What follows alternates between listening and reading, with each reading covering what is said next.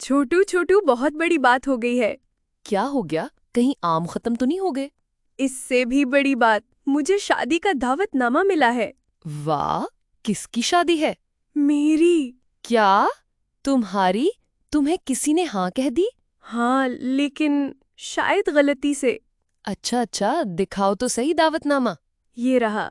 प्यारे बंटू, आपको चूहा रानी की शादी में खुशामदीद कहा जाता है।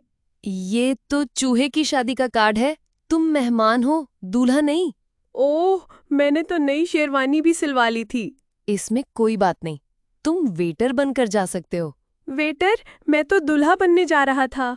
क्या तुम्हें चूही रानी ने प्यारा कहकर बुला लिया और तुम समझे ये मोहब्बत का इशारा है? हाँ, और मैंने जवाब में मैं भी तुमसे प्यार करता हूँ लिख भेजा। कमाल हो गया। अब शादी में तुम्हारा रिश्ता चूहे के साथ लगने वाला है। छोटू कुछ करो, मैं चूही से नहीं गाजर से शादी करना चाहता हूँ। फिर गाजर के घर रिश्ता भेज दो, कम से कम वो भागेगी तो नहीं।